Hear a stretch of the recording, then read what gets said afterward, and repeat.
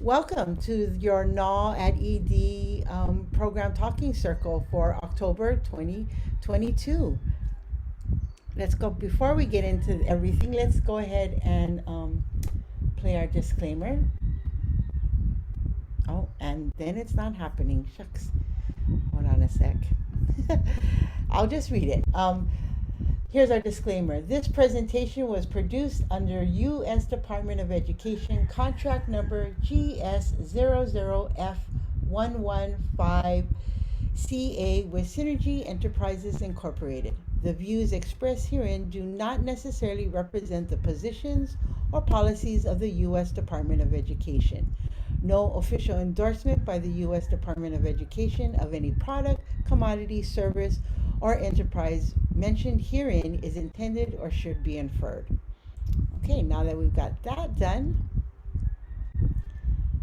let's go ahead and get look over our agenda today. So it's been a while since we were able to get together. In the last few months, we've been able to sort of get geared up for the new year. October is starting our new year, and so there's some business we're going to take care of. But first, before we get to that business, we wanted some of our most exciting business is to welcome the new NAL at ED grantees for 2022. We're also going to do some grantee sharing. We have a lot of expertise that I'm sure some of our current grantees, our previous grantees, would love to share with our new grantees. Also, we're going to look at some APR updates and budget revisions. That's the business section of our agenda. And then, of course, at the end, we'll be giving you sort of what's coming up, what's coming down the pike as far as OIE goes, and particularly for NAL ED. So let's jump right in. Of course, you probably have met her already, but I would like to sort of introduce you to your interim program officer, Dr. Donna Sabas Burns. Hey, Donna. Hey, everybody. Thank you so much for joining us today, especially on a Monday. It's kind of dreary here in DC area, so hopefully you've got a little bit of sunshine and some beautiful fall weather. But thanks for coming, and I'm really excited, this being the first time that we've had our, we'll say more experienced, not old, but our experienced grantees and our newly established grantees. So all in one place. So welcome both of you. And I'm very excited to have you all. Thank you so much for coming. Awesome. Thanks, Donna. And aloha. For those of you who don't know me, my name is Olani Lily. I am work with Synergy Enterprises. I am part of your OIE technical assistance team. Also on my team is our lead, Sarah Brightwell. She's in the chat. If you have any questions or concerns, maybe something's happening with your technology, you can go ahead and throw that in the chat, and Sarah will help you out in that way. We are always working together in all different ways with you. We are a team, and we feel like between Donna, ourselves, and grantees, that we're all part of a team working to make Native American language accessible across the nation. So again, welcome. And you probably Before heard. we start, I'm sorry to interrupt. I do want to introduce Gabby. I don't think Oh, she made it on the on the slide. Gabby, I don't know if your camera ready. Sorry. If not, that's okay. Oh, you are. Okay. And this is Gabby Buggy. She is on detail for our office to OIE for a year. And she specifically will be working with you on NAL. I will be working alongside her, training her for the next couple of months. And then we will officially switch her over after that. And so, Gabby, do you want to just give a little quick intro to yourself? Sure. My name is Gabby Bucky. I live here in Washington, D.C. Just moved here within the last year, and I'm kind of from the Cincinnati, Kentucky, Ohio, Tennessee, that whole area. So I'm really excited to be a part of the team and excited to get to work with the NAL this year. Awesome. Thank you. thanks, Donna, for catching that. Yeah. Hi, Gabby. It's great. Thanks for joining. It's great to have you on the team. Just, again, really important to have all of our team members here and represented. And we're going to sort of move into new additions to our NAL at ED team, and that is our 2022 grantees. Welcome, Enemy Swim Day School out of South Dakota, Comanche Academic Charter School in Oklahoma, the Confederated Salish and Kootenai tribes in Montana, Little Wound School Board Incorporated out of South Dakota, and Navajo Preparatory School.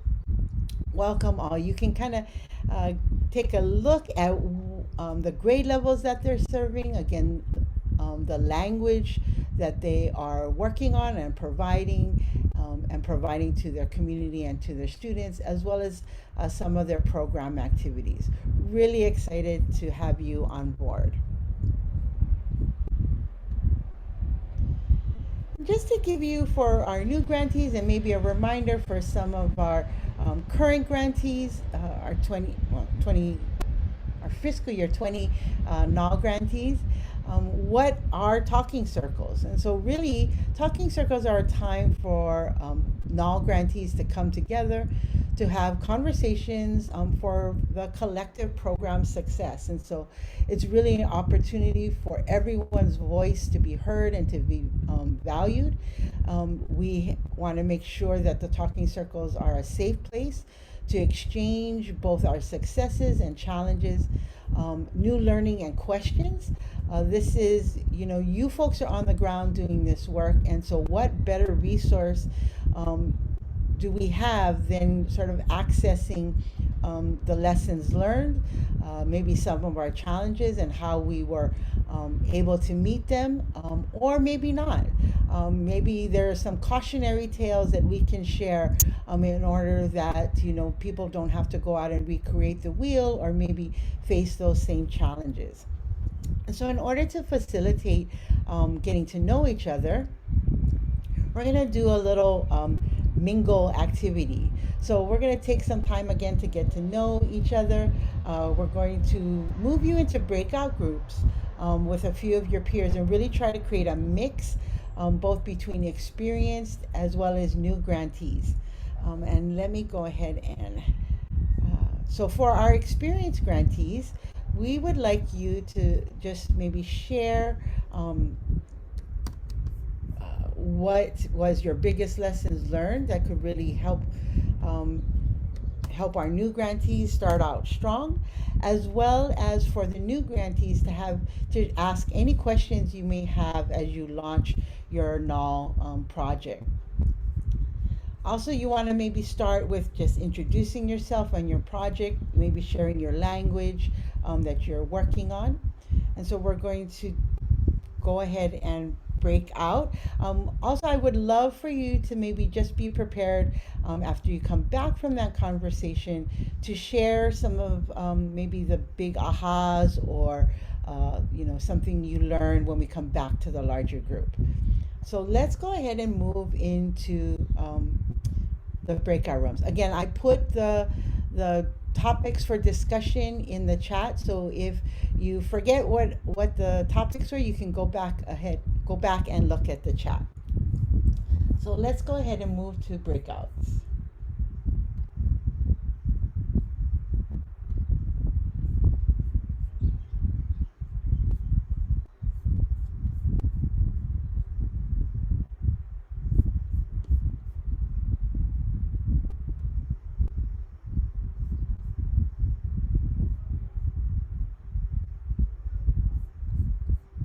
Back on.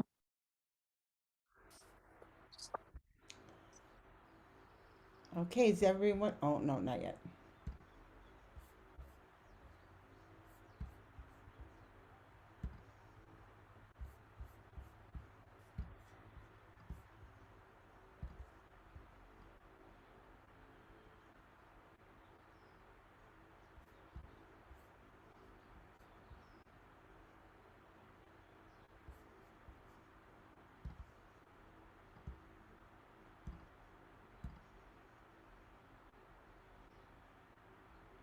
Here we come.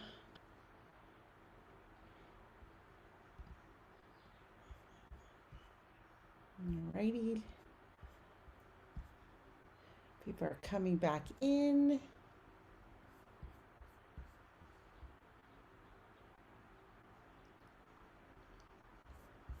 Okay, let me just see. Do we have everyone back?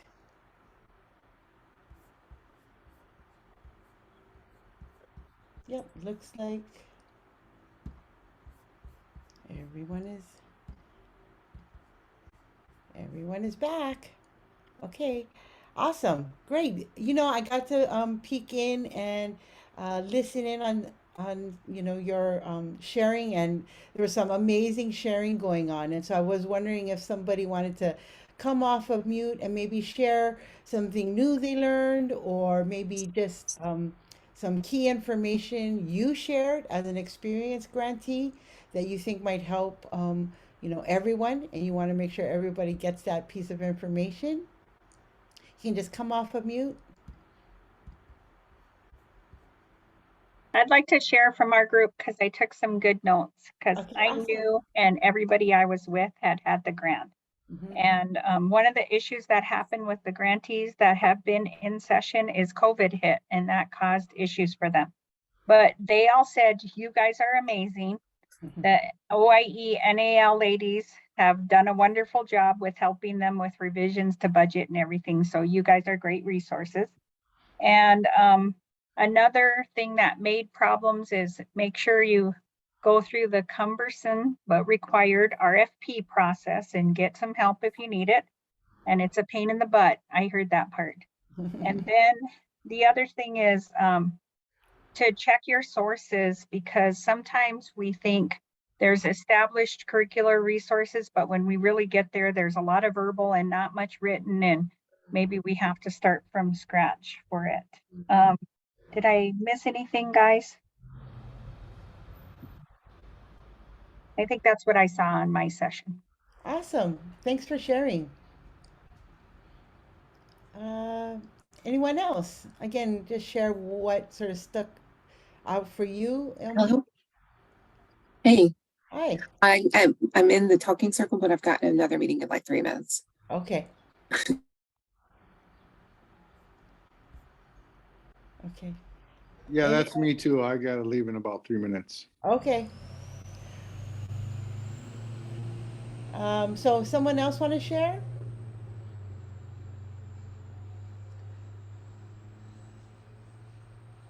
Hi, this is Alana. Hi, Alana. We didn't get to do too much talking. Alaska was having trouble with their mic. Oh. So I don't know exactly what you're asking, like what we did in our programs.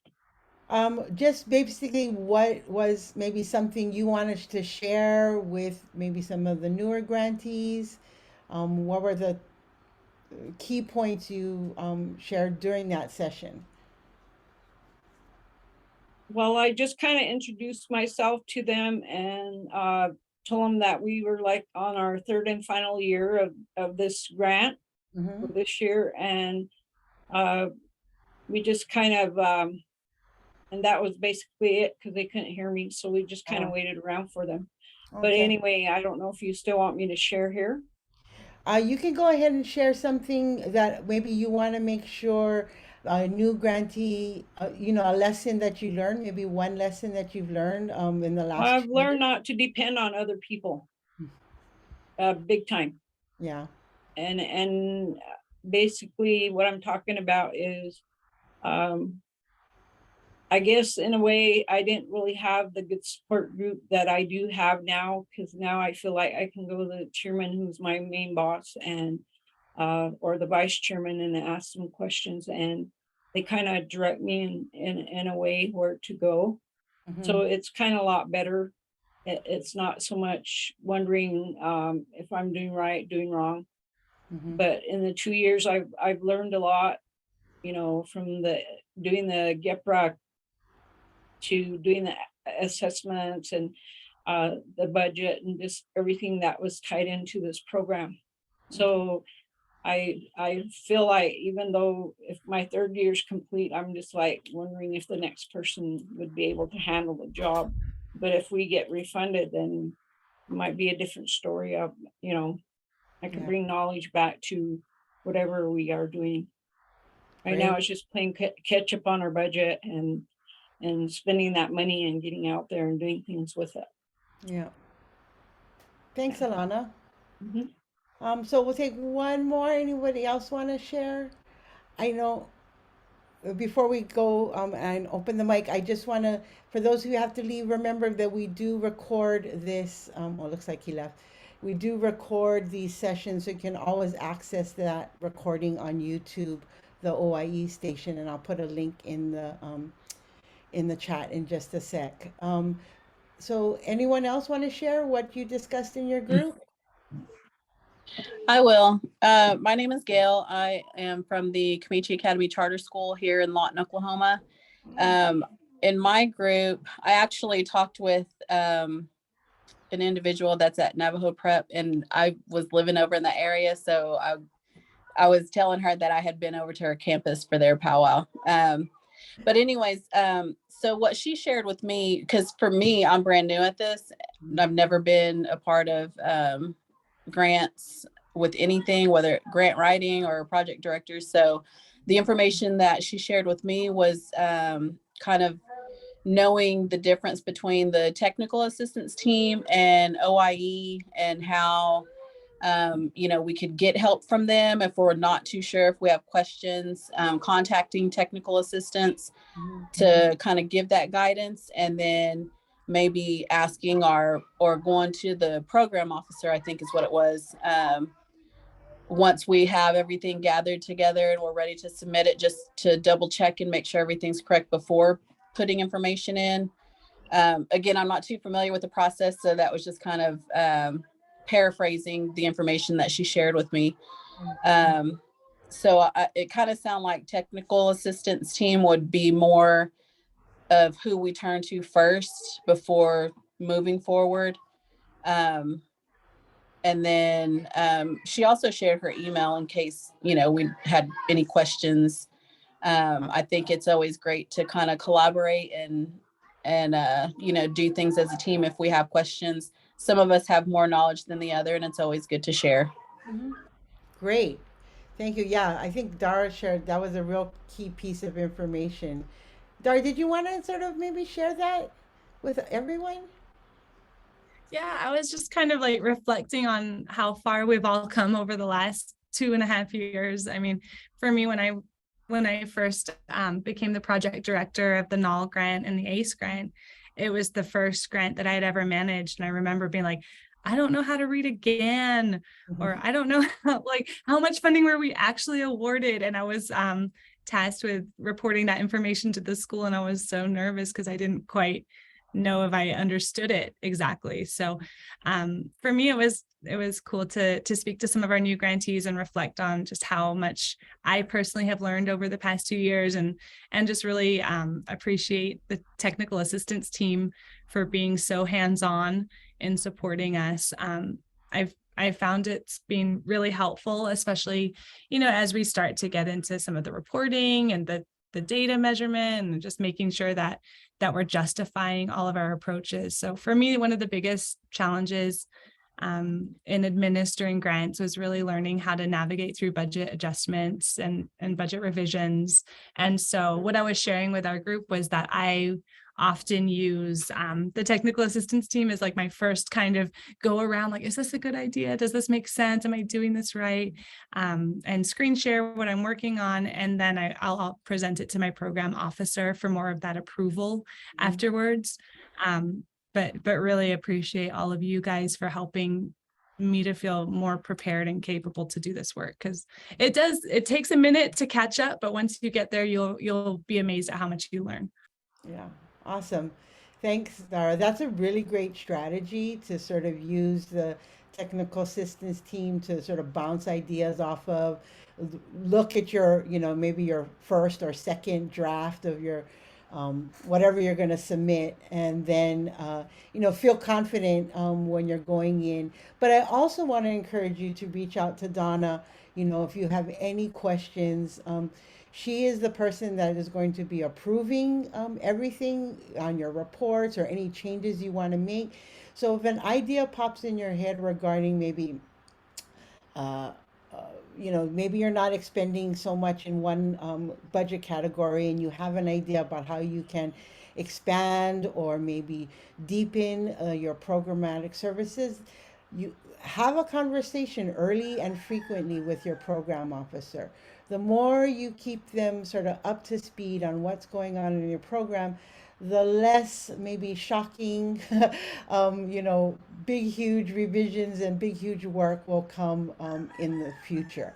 So again, like I said from the beginning, we're all together in this. We're a team that is really focused, in particular with this grant, around making sure that Native American languages throughout the nation are um, preserved, are maintained, and continue to grow and flourish within Native communities. And so, um, you know, regular communication is really what it's all about. And I haven't met, there's not, Donna is really open to hearing your ideas and is very versed in this area. So please access her as much as possible, as well as the TA team. Okay, so let's move on. Thank you again for sharing some really great wisdom as well as some great insight from our newer grantees. Now, this really, the GEPRA measures are something we're going to continue to come back to. Um, and what's so great about these GEPRA measures from OIE is that they give a lot of flexibility as to the way in which you measure them and assess them. And so I want to, a lot of times the questions we get are like, okay, so what is OIE looking for as far as proficiency? And the question will be thrown back at you, how are you defining proficiency? So let's go ahead and look at the first and second measures at least, and then we'll see how time goes. And again, I want to encourage uh, strongly the sort of fiscal year 20 grantees to chime in and share how you have measured these, the tools that you've used, and also the frequency in which you collect this data. So let's look at number one, a GEPR measure, the number and percentage of participating students who attain proficiency in a native language as determined by each grantee. There's that key phrase, you get to determine through pre and post session assessments of native language proficiency. So I just want to take a moment and have you share how you may be defining native language proficiency. What does proficiency mean for your program?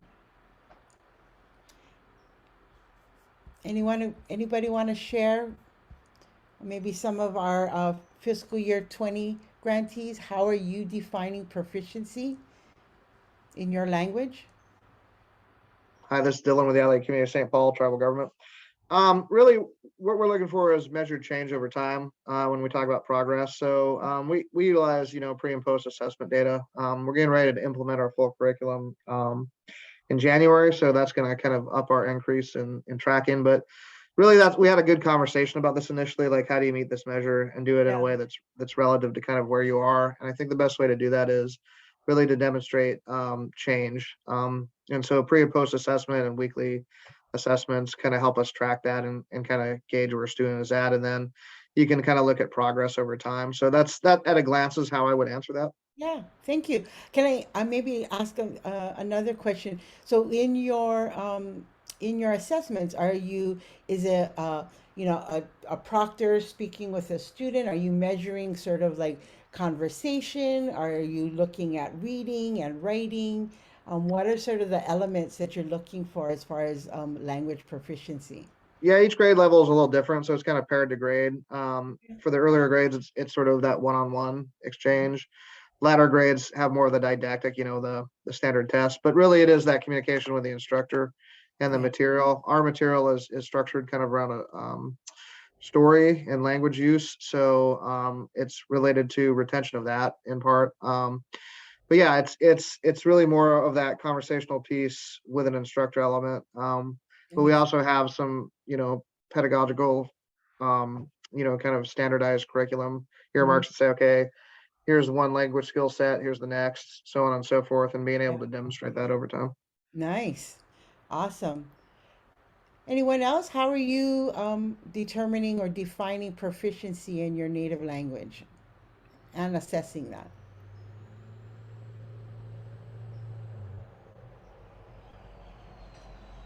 So I'm new, but we've already been using an assessment. Mm-hmm. We use the Stanford's FLOSUM, Mm-hmm. and FLOSUM stands for, it's a foreign language oral skills Yeah. evaluation matrix, and it works on comprehension, fluency, vocabulary, pronunciation, and grammar. Nice. And we use our own set of questions, and then kids are marked in pre-production, early production, speech emergence, intermediate fluency, advanced fluency, and advanced for native like speaker.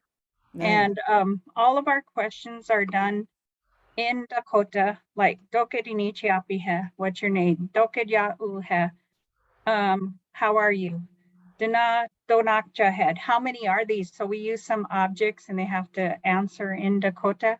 Mm-hmm. So we have a set of questions for kindergarten or lower, and then we have a set of middle school questions, and we do this twice a year. So they just finished it last week for fall, and then we'll do it in April or May for the spring, and then we compare from their growth from fall to spring. And we Nice. hardly ever, we're losing our language here. That's why we wrote the grant. So Yeah. we don't have very much fluency, but we do see growth on it depending on what we're doing in the classroom. Great. Awesome. Sounds like you have a very thorough process for and a definition regarding proficiency in the native language. And I That's didn't tell you, but we use a set of 3 panel members. So mm-hmm. everybody self-scores, and then they do a consensus rating for the Wow. child at the end. So Wow. That's yeah. really robust. Yeah, that's great. So for Navo Prep, I just wanted to share a little bit how we're approaching proficiency for Navajo language at Navajo Preparatory School. Mhm. So we use the Navajo Nation Department of Diné Education has the Navajo language seal of bilingual proficiency. So we use that as a measure that we're hoping to achieve. But through this grant, we actually were able to develop assessments for each grade level. So 9th grade, 10th grade, 11th grade, 12th grade. So developing internal assessments Mhm.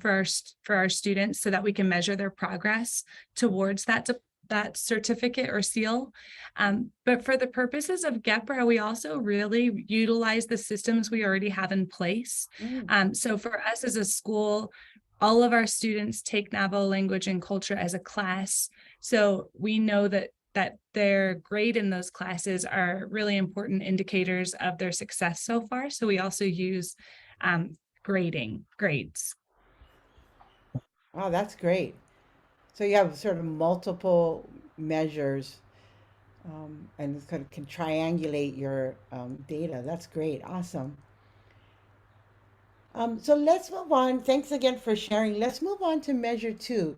We were kind of got talking about this earlier on. We were talking about progress, and really, uh, it sounds like you folks have measures of progress. But if anybody wants to share how you are defining progress in the native language and what types of assessments you're using to determine progress.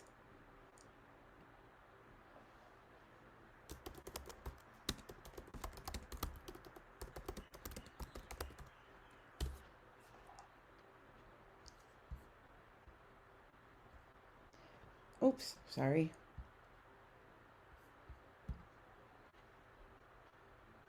Anyone want to share about how they're measuring progress in the native language? I guess how we're this is the line of how we're doing our we're kind of doing little tests here and there sometimes, and we're seeing uh how much they remember like words. You give them a set of words one day, then kind of test them the next day, put it in a sentence the next day, then go back to ask them what the words were Mhm. and what they mean.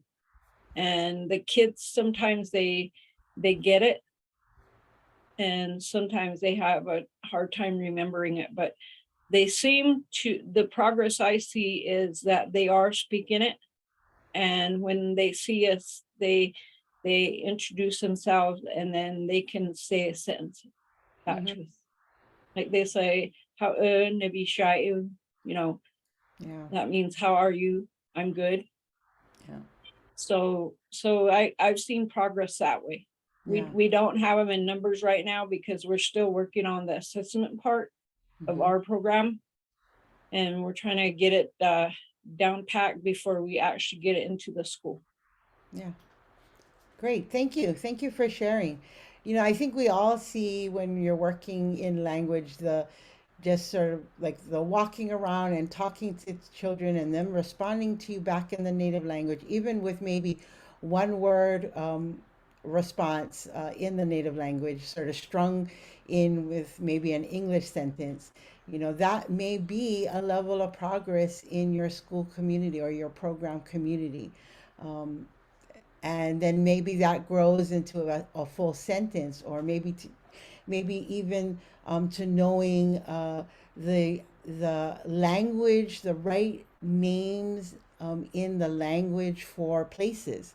A lot of times in communities, the place names change into English names, and so sometimes that could be a level of progress, and just students knowing that. But that's the great thing about the OIE grant, is you get to define that for yourselves. And I see in the chat that teachers are required to give 2 grades a week, one on correct sound, speaking, oral, and a quiz and test on written language. Great. So you're looking at multiple sort of skill levels and expressions of the language. Review is always taking place in each class to make sure all students are all catching on to correct sound and speaking. Yeah. And I see a lot of language classes, or I have seen a lot of language classes that use sort of whether it's an exit ticket or a do now as sort of quick assessments on the ground for teachers. And they're able to easily or quickly assess the learning of students. Oh, and all grade levels are different. Thanks, Rena, for sharing. Yeah, I've also seen in some of your APR reports you sharing the different, I guess, learning expectations at different grade levels. Most, I noticed most to have it organized around grade levels. I have seen some programs that organize it around like language acquisition. And so, you could be a newer student coming in at the 5th grade, but so your language proficiency may be at 1st grade. And I have seen programs who measure the growth of that student from 1st grade level to 5th grade. But again, it's determined on some real clear expectations. Awesome, awesome sharing. We do have a couple minutes, so I do want to just dive a little bit, maybe not dive, but get our feet wet a little bit in measure 3 and 4. Because these are language measures, sometimes we think that they're probably, and they're sort of like, it seems like that information is out there. They may seem easier, but I have seen, several grantees struggle still with thinking about how they're going to collect these last 2 measures. And so let's dip our toes in a little bit into measure 3 and 4. So when we look at the measure 3, the number and percentage of participating students who show an improvement in academic outcomes as measured by academic assessments or other indicators. Again, this is you determining some key pieces of this measure. Um, First thing you need to determine is what and define what is improvement in academic outcomes. So I notice a lot of fiscal year 22 grantees really look at language arts as an academic outcome and really focus on that and look for improvements in language arts. And again, as measured by an academic assessment. So, what is that academic assessment? It doesn't necessarily need to be the state summative assessment that you may be required to do. It could be maybe an annual assessment that's done in the classroom. Maybe it's uh, yeah, an annual assessment done in the classroom, or also the other indicators may be grades. So if you're looking at comparing, like maybe English language arts, it could be grades and improvement in grades in English language arts, particularly reading. Again, that's all based around the theory that as you increase a child's ability in another language, that other language arts skills sort of come alongside and you get increased uh, academic performance in those other areas. And so I notice a lot of you 20 grantees use maybe English language arts class as the additional academic outcome. And then for measure four, the difference between the average daily attendance of participating students and the average daily attendance of all students in a comparison group. Again, this is something you get to determine. So we've had a lot of discussions about what is that comparison group. Uh, Normally, it is a comparison group that is not participating in your native language instruction.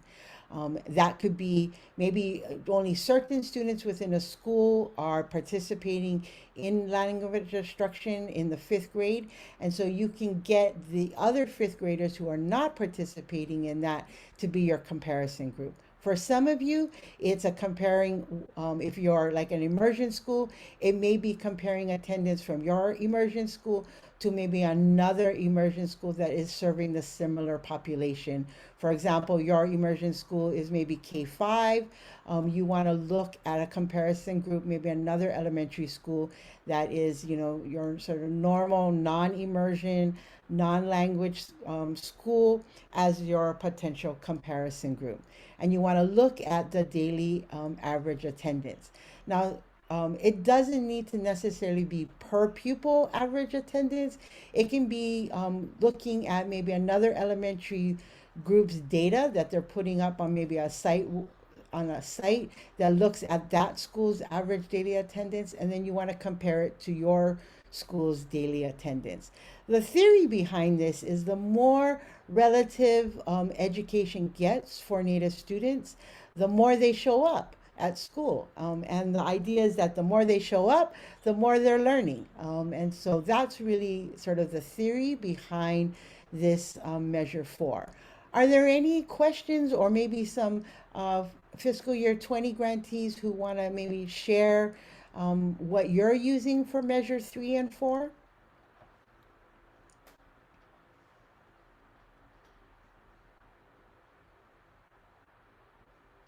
Uh, Hi everyone, this is Brandon up in Anchorage. For measure four, so we have UPIC immersion. UPIC is one of the 20 official Alaska Native languages. And we have a variety of different languages, more commonly taught, I guess, like Japanese or Spanish in our public school system. UPIC is one of our newer programs also, and it's a strand inside of a neighborhood school. So what we do for measure four is we basically just compare the the attendance of our UPIC immersion students versus the attendance of the rest of the elementary school. Mm. And we usually do a specific time period. So like for this upcoming update, we will use the first day. So kindergarten students start a week later for us than the rest of the students. So we'll start with the first day of kindergarten, and the data poll will end as of last Friday, the 21st, because that's the end of our first grading period. Yeah. And our program is only up to grade 4. So we'll compare our UPIC immersion students K through 4 with the neighborhood students in K through 4 as well, just so that it's consistent. Yeah. And Brandon, can I ask you a further question? How do you access your comparison group attendance data? How are you? Is it because you're within the district you have access to that data already? Correct. I actually use one of our data analysis to or analysts, I should say, sorry, to pull the data. I mean, the teachers keep attendance data as a requirement. The problem though is that the attendance system automatically defaults to present. Ah. And so if a teacher forgets, and believe me, it has happened, to take attendance, sometimes that data could be skewed if it is not caught or whatever. But we are able to flag them.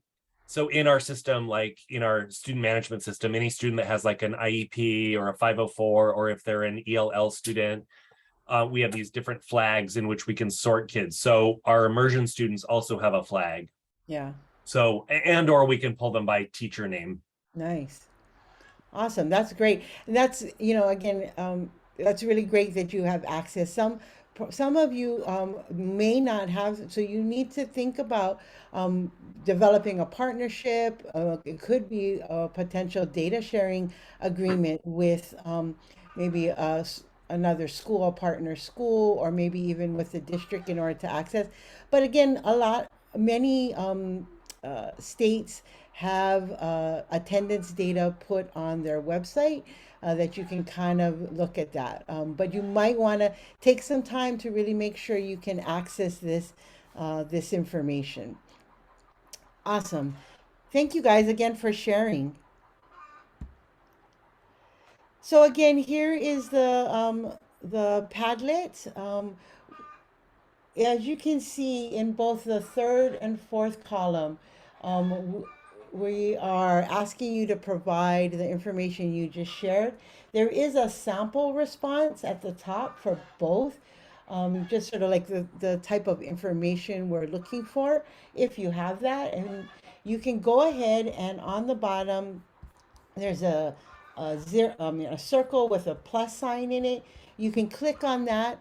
Please title it the name of your organization so we know who's doing what type of assessment, and go ahead and put that in. But as you're doing that, I'm going to move on to some to our business. Um, oh, great! Thanks. Sarah just put an example of attendance data publicly available at the state level. Thanks, Sarah.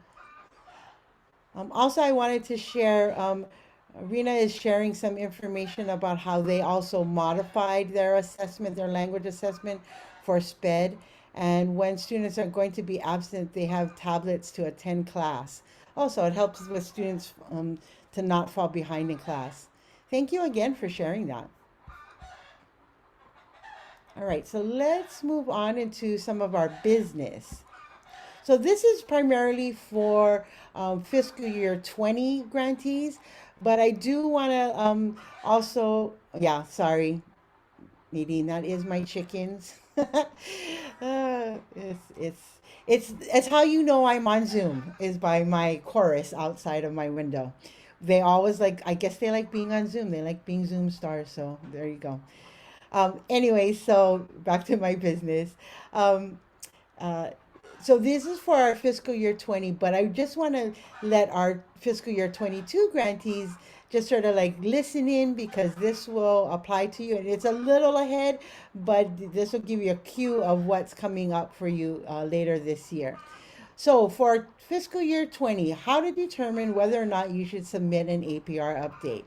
First, did you report 999 for some or all measures in section A of your APR? If your answer is yes, then you need to submit an APR update. Okay.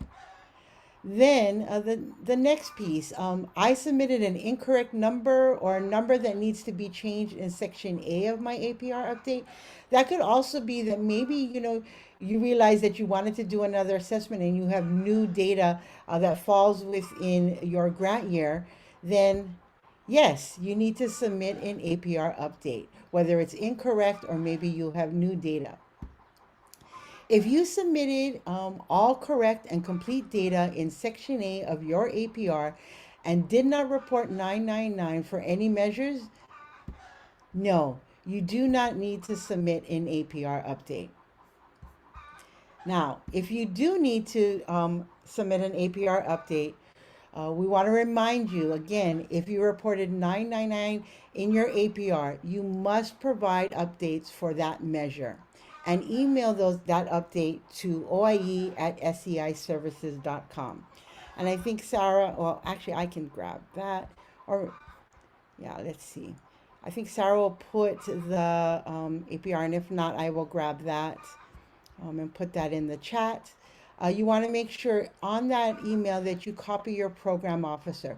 So, for example, if you have maybe 10, oh, no, I'm sorry, like, yeah, let's say 10 measures, you have your 4 GEPRA and 10 other program measures or project measures, and only one measure you reported 999, you need to provide an APR update regarding that 999 measure.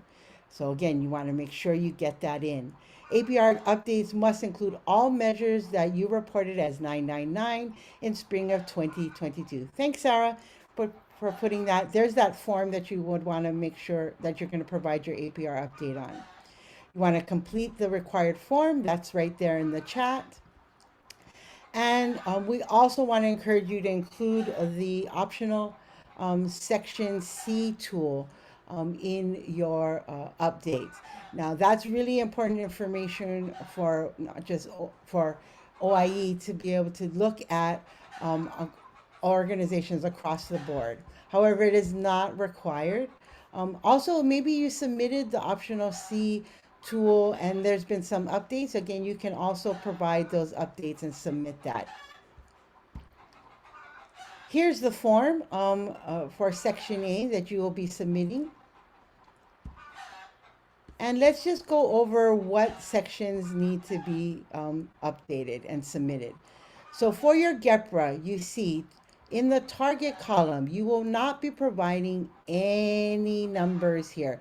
We should see nothing. Sometimes I know G5 will require you to put something there. If you put 1/1, then we'll know that that was required by G5 and you couldn't move on without having numbers in there. So if G5 forces you to put something in target, make it 1/1. Now for your GEPRA, where we should see an actual number would be in the ratio column of the actual performance data. So that should be the only place we should see data.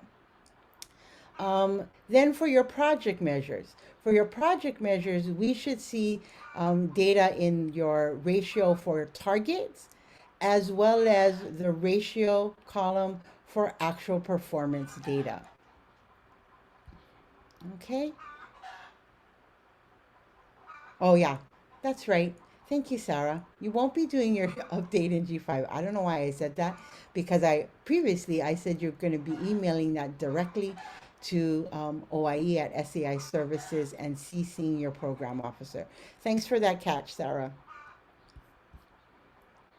Now, moving on to budget revisions. This applies to all grantees. So again, for your budget revisions, you want to make sure you have your GANs in hand. These are all sort of on your, these are located on G5, are in G5 currently. You want to make sure you're carefully reading your new GAN to verify all information is correct. You want to make sure the project director is correct, the level of effort of that project director, as well as the contact information. If there have been any changes, then there is a process you need to go through in order to make those changes to the project director. And why is having the project director correct so important? That is the main means of communication as it relates to this grant. And so, for example, Donna will only be talking to your project director. The OIE technical assistance team can talk to anyone on your team, but as it relates to this grant, Donna will be conversing exclusively with the project director as it relates to this grant. So you want to make sure we have the most updated information. All communication regarding that grant will be going to going to the project director. Also in your GANs, you want to make sure you pay attention to your award amount, noting any potential budget cuts from your proposal. And or for fiscal year 20 grantees, any budget cuts as it relates to maybe carryover or the expenditure or lack of expenditure in the previous year. So make sure you're checking that. And also, you want to review the GAN for any restrictions. Some may have restrictions regarding your indirect cost rate and making sure that updated agreement is in there. There may be some other things that you need to, additional information that you need to get to OIE in order for you to proceed with the grant. So you want to make sure you're reviewing that. Now that you've kind of looked over your GANs and you really know what the amount of money you have in dealing with, you are required to submit a budget revision.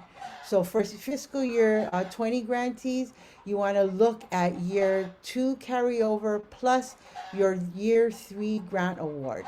You want to take those into consideration as it relates to your budget revision. For fiscal year 2022, grantees, you want to look at your year 1 grant award number. Now, some of you may be thinking like, we're going to go with this. Well, I can tell you already, for most of you, there may be a budget revision as it relates to travel. So, for example, you were required to put in travel for a project directors meeting. That meeting will be happening virtually. However, I know you'll know already that there is a workshop coming up, a training coming up in December in DC, and so that does will reflect your travel. So there, we already know there would be some kind of revision being done in at least in the travel category. Also, please use your updated NAL ED optional budget revision form. Again, it is optional, but it really helps to standardize this for your program officer so they can look through to make sure everything is there, and it helps them to review it quicker as they become inundated with the many budget revisions that are coming due very shortly. And which brings me to the next piece is your budget revisions are due November 17th. Now, I want to highlight that that's the due date. If you have it done already, please submit that, now, if you have it done already, because again, it kind of gets to crunch time, and you can maybe, if you get it done and submitted earlier, you can be implementing your program and spending that money sooner rather than later.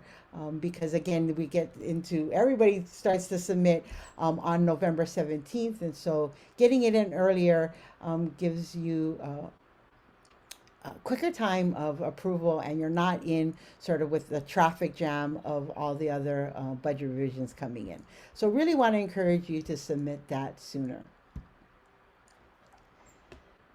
Okay, and then we have this optional, this is what the optional budget revision form looks like.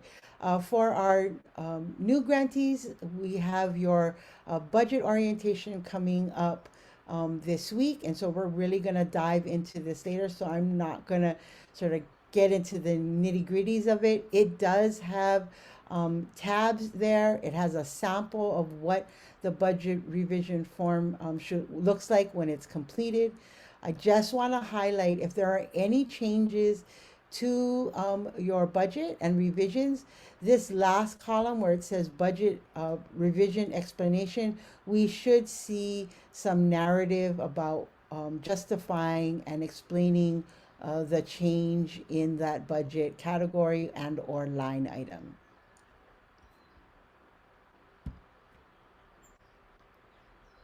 Let's take a look at some of the upcoming events. We have Native American Heritage Month celebration happening with OIE on November 15th. And we have the registration link. Oh, sorry. I jumped up there. I'll go ahead and put that in the chat. Here's the link for the event. We want to encourage you to share this link. Oh, Sarah and I are both putting in the links. We want to encourage you to share this link with other members of your team and your staff, maybe some of your board members, and maybe any of the people within your program community. It is open to the public, so we really want to encourage you to reach out and share. Also, just to let you know, we will be reaching out to some of you in order to participate and provide a celebration that celebrates the amazing work that's going on in Native American communities across our nation.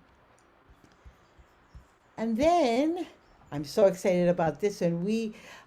OIE had been doing student artist competition back in the day for many, many years. And just recently, actually last year, through our project directors meeting, OIE staff decided to reinvigorate the student artist competition.